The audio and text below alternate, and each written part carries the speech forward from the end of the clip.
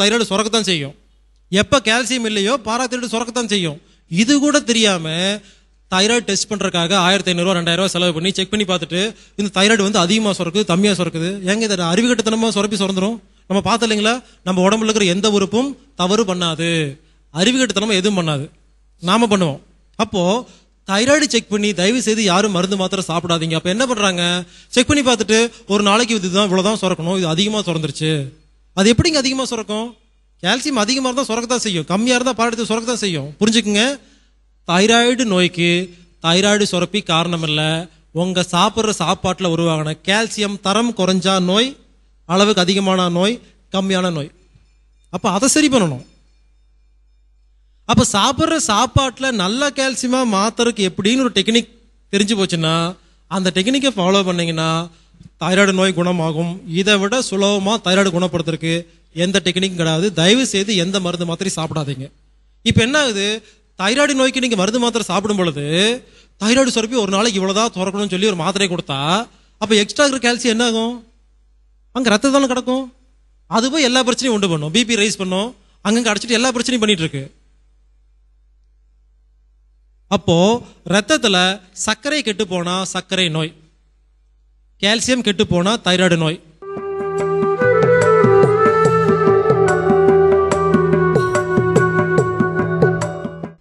கொழுப்பு கெட்டு போனா என்ன நோய்? கொழுப்பு கெட்டு போனா பாருங்க, சாப்பிட்ற சாப்பாடு ஒழுங்கா ஜீரணமாச்சுன்னா நல்ல கொழுப்பு, ஒழுங்கா ஜீரணமாகலன்னா கெட்ட கொழுப்பு. நல்ல கொழுப்புக்கு HDLன்னு பேரு, கெட்ட கொழுப்புக்கு LDLன்னு பேரு, low density lipoprotein, high density lipoprotein. Bad cholesterol, good cholesterol. நீங்க சாப்பிட்ட சாப்பாட்டுல உருவாகிற கொழுப்பு நல்ல கொழுப்பா மாறுச்சுன்னா அதை கல்லீரல் உறிஞ்சு அதை பித்த நீர் பைலா மாத்தி பித்தப்பையில ஸ்டோர் பண்ணி வச்சு சாப்பிட்ற சாப்பாடு எல்லாம் ஜீரணம் பண்றதுக்கு பித்த நீர் தேவை. அப்போ நமக்கு என்ன பலகாரம் வேணுமா வேண்டாமா, கொழுப்பு வேணுமா வேண்டாமா? கொழுப்புலதான் உடம்பே இருக்குது. நம்ம உடம்புல இருக்கிற 6 தாதுக்கள்ல முக்கியமான தாது ஒரு கொழுப்பு. அப்புறம் நீங்க என்ன பலகாரமே சாப்பிடாம கொழுப்பே சேர்த்திக்காம எப்படி உயிரோடு இருப்பீங்க? யார் சொன்ன உங்களுக்கு என்ன பலகாரம் சாப்பிடக்கூடாதுன்னு சொல்லி? என்ன பலகாரம் சாப்பிடலன்னா எல்லா நோயும் வரும். நான் என்ன பலகாரம் சொல்லிங்க, கொழுப்பு சாப்பிடலன்னா நோய் வரும். அப்போ இங்க சாப்பிட்ற சாப்பாடு ஒழுங்கா ஜீரணமாச்சுன்னா HDL, இது செல்லுக்குள்ள போய் எந்த பிரச்சனையும் பண்ணாது.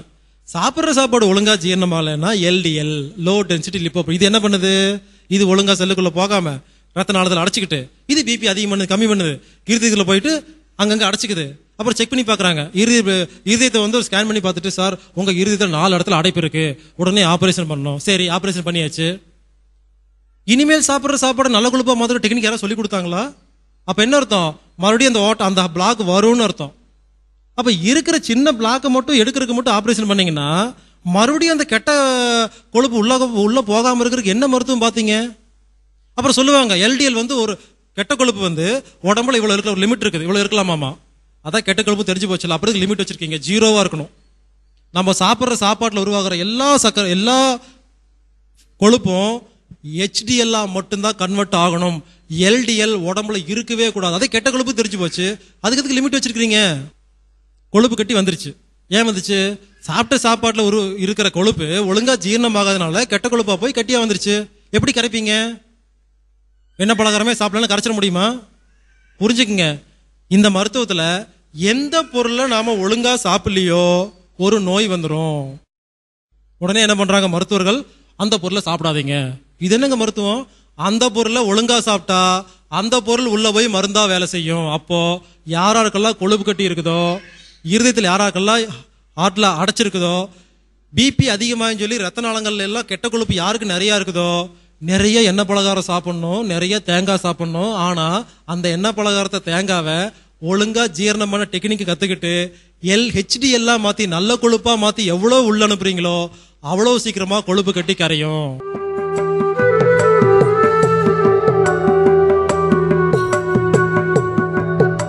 உலக மருத்துவத்துக்கு இந்த மருத்துவம் எல்லாமே ஆப்போசிட்டா இருக்கும். அதாவது எந்த பொருளை ஒழுங்கா சாப்பிடலையோ அந்த பொருள் உள்ள போய் ஒரு நோய் உண்டு பண்ண உடனே அந்த பொருளை சாப்பிடக்கூடாதுன்னு சொல்றாங்க. தவறு. அப்ப அதை சாப்பிடாதனால எல்லா நோயும் வந்துட்டு இருக்கு. அந்த பொருளை எப்படி சாப்பிடணும்னு தெரிஞ்சு போச்சுன்னா அந்த பொருள் போய் உள்ள மருந்தா வேலை செய்யும். அப்ப பாருங்க, சர்க்கரை கெட்டு போனா சர்க்கரை நோய், கால்சியம் கெட்டு போனா தைராய்டு நோய், கொழுப்பு கெட்டு போனா கொழுப்பு சம்பந்தப்பட்ட நிறைய நோய்கள். அப்ப ஜிங்க் கெட்டு போனா, இந்த ஜிங்க் எங்கெங்கெல்லாம் உடம்புக்கு தேவையோ எல்லா இடத்துலயும் நோய் வரத்தானே செய்யுங்க. அதாவது ஜிங்க் கெட்டு போனா உடம்புல எங்கெங்கெல்லாம் ஜிங்க் தேவையோ எல்லா சுரப்பையும் தப்பு பண்ணுமா? பாஸ்பரஸ் கெட்டு போச்சுன்னா அப்போ வைட்டமின் இ கெட்டு போச்சுன்னா இறுதி சம்பந்தப்பட்ட நோய் வரும், வைட்டமின் டி கெட்டு போச்சுன்னா எலும்பு சம்பந்தப்பட்ட நோய் வரும், வைட்டமின் பி கெட்டு போச்சுன்னா சதை சம்பந்தப்பட்ட நோய் வரும், வைட்டமின் ஏ கெட்டு போச்சுன்னா கண் நோய் வரும். அப்போ ஒவ்வொரு பொருள் கெட்டு போனாலும் அந்த பொருள் உடம்புல எந்தெந்த உறுப்புக்கெல்லாம் தேவைப்படுதோ எல்லா உறுப்புலையும் நோய் வரும். ஆனா எந்த உறுப்பு அதிகமா பயன்படுத்தோ அங்க நோய் தெரியும். இதை புரிஞ்சுக்கிட்டீங்கன்னா போதும். வைட்டமின் ஏ கெட்டு போச்சுன்னா கண்ணு கெட்டு போகும், உடனே கண்ணில் நோய் இல்லை. இதே வைட்டமின் ஏ வச்சு இருதயம் வேலை செய்யுது, கிட்னி வேலை செய்யுது, அதுக்கு கொஞ்சமா தேவைப்படுது, இவருக்கு அதிகமா தேவைப்படுது, இவருக்கு அதிகமா தேவைப்படுது. அப்ப இவரு சிம்டம்ஸ். எப்போ உங்க உடம்புல எந்த உறுப்புல எந்த இடத்துல பிரச்சனையோ அந்த இடத்துல பிரச்சனை இல்லை, அந்த பொருள் அதிகமா அந்த உறுப்பு அதிகமா பயன்படுத்துற ஒரு பொருள் பிரச்சனைன்னு அர்த்தம். அப்ப அதை சரி பண்ணா முடியுது, நகை வரைக்கும் இருக்கிற எல்லா உறுப்பும் சரியாகும்.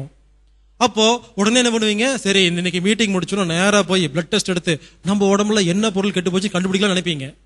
சரி, ஒரு பெரிய பெரிய மிஷின்லாம் வச்சுக்கிறோம், பிளட் டெஸ்ட் பண்றோம், எவ்வளவோ வித்தையெல்லாம் பண்றோம். ஆளுக்கு 50,000 செலவு பண்ணி ஆளுக்கு கையில் ஒரு பேப்பர், சார் உங்களுக்கு இந்த பொருள் கெட்டு போச்சு, அந்த பொருள் கெட்டு போச்சு, இந்த பொருள் கெட்டு வச்சுட்டீங்க. சரி, மருத்துவத்துக்கு என்ன போவீங்க? சரி, சரி பண்றதுக்கு எங்க போய் என்ன பண்ணுவீங்க? அதை சரி பண்றதுக்கு ஒரு டெக்னிக் வேணும் இல்லைங்களா?